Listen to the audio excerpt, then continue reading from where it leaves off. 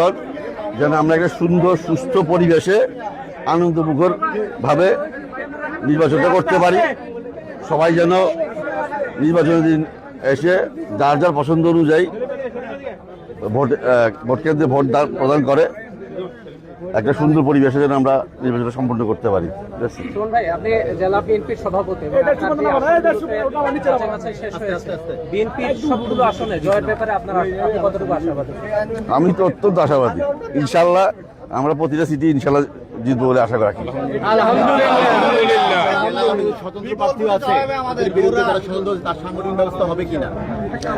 এটা তো অ্যাকচুয়ালি আমার ব্যাপার না, এটা হাইকমান্ডের ব্যাপার, তারা দেখবেন। ভাই, দুদকে একটা মামলা নিয়ে আপনার বিরুদ্ধে কিছু আমরা মানে প্রচার বা অপপ্রচার দেখলাম, এটা বিষয়ে আপনি অলরেডি কিছু পত্রিকায় ব্যাখ্যাও দেখলাম। জি, এখন যদি আবার একটু বিষয়টা একটু ক্লিয়ার এটা ব্যাখ্যা অলরেডি দিছি আমি। এটা অ্যাকচুয়ালি ন্যাশনাল ব্যাংকের আমি যেহেতু ডাইরেক্টর ছিলাম, ওই সময় একটা সময় গেছে যখন আমাদের বোর্ডে আসলে কেউ কথা বলতে পারে নাই, বিকজ ওটা একটা পরিবার পুরো বোর্ড কন্ট্রোল করতো ওই সময়, এবং কোভিডের কারণেও আমরা অনেক সময় নির্বাচন করতাম না। কিন্তু মাঝে দিয়ে 2 বছর আমি ডাইরেক্টর ছিলাম না।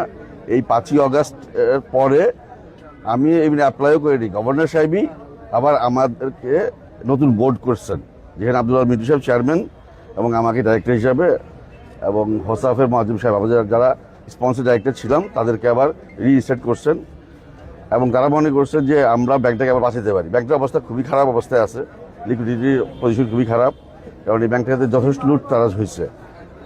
তো আমরাই অ্যাকচুয়ালি এরকম যে ঋণগুলির মধ্যে প্রবলেম আছে, সেই ঋণগুলির প্রায় 60-65টা কেস আমরা দুদককে দিচ্ছি।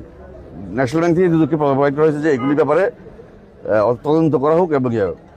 বাট আইনগত প্রক্রিয়াতে যেহেতু আমি বোর্ডের মেম্বার, তখন তারা যে মামলাটা করছে, তখন আমার কাছে জিজ্ঞাসা করেছে, তখন বলে যে আপনি যেহেতু বোর্ডের মেম্বার ছিলেন, সেই হিসেবে প্রাথমিক ইয়েতে আপনার নাম আসছে, যারা বোর্ডের মেম্বার ছিল সবাই নাম আসছে। এখন যে তদন্ত হবে সেই তদন্তে দেখা যাবে যে কারা বেনিফিশিয়ারি, কারা এটা করছে, কি করে নাই। তা আমি জানি যে আমি ন্যাশনাল ব্যাংকে জীবনে কোনোদিন 1 টাকার বেনিফিটও নেই। ইনফ্যাক্ট আমার বাবার 2টা ব্যাংক আছে, আল আরাফা ব্যাংক এবং ন্যাশনাল ব্যাংকে। আমার ছোট ভাই আল আরাফা ব্যাংকের ভাইস চেয়ারম্যান ছিল।